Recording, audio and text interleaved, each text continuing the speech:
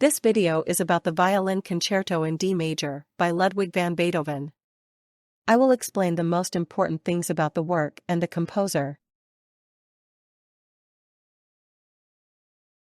Ludwig van Beethoven composed the Violin Concerto in D major, Op. 61, in 1806.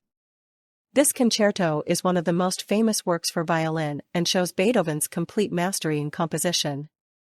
It is known for its lyrical beauty and technical challenges. The concerto was originally premiered by Franz Clement, a well-known violinist of the time. In this work, Beethoven strikes a perfect balance between the solo instrument and the orchestra.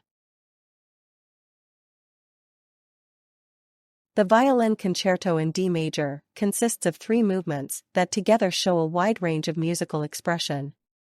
The first movement, Allegro ma non troppo, has a majestic and open quality.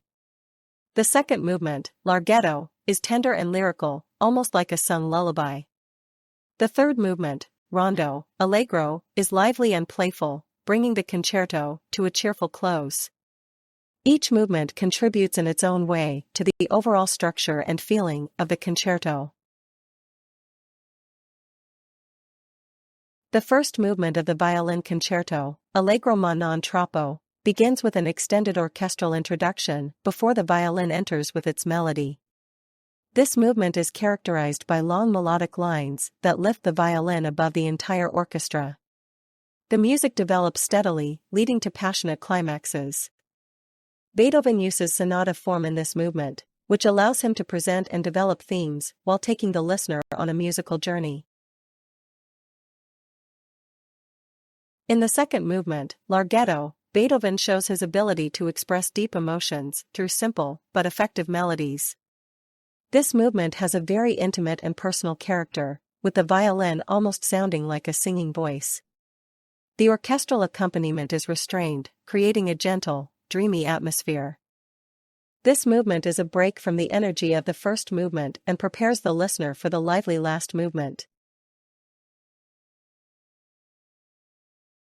The third and final movement, Rondo, Allegro, brings the concerto to an energetic and joyful conclusion.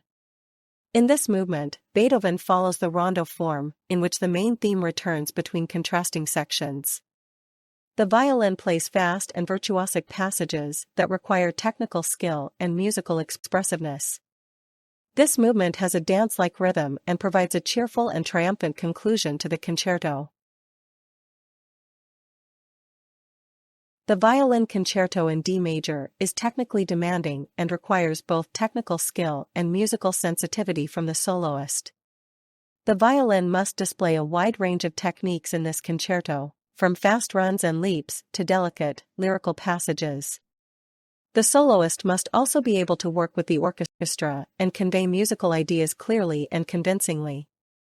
This concerto is a challenge, but also an opportunity for violinists to show their art. The Violin Concerto in D major is a central work in Beethoven's musical legacy. It showcases his unique style and ability to combine complex structures with emotional depth. This concerto has had a significant influence on the development of the violin concerto and remains a standard work in the concert literature. It is an example of Beethoven's transition from the classical to the Romantic period and shows his search for new forms of musical expression. In his violin concerto, Beethoven uses a rich musical language that contains both classical and innovative elements. He uses the violin not only as a solo instrument, but as an integral part of the overall musical discourse. The harmonies are often surprising and show Beethoven's love of experimentation. The dynamic contrasts and the variations in tempo and rhythm make the concerto lively and captivating. After its premiere, Beethoven's Violin Concerto in D major was not an immediate success, but it gained popularity in the 19th century. Today it is one of the most played and admired violin concertos. It has inspired and influenced many violinists and composers, including famous musicians such as Joseph Joachim and Fritz Kreisler. The concerto is a testament to Beethoven's enduring influence in the music world.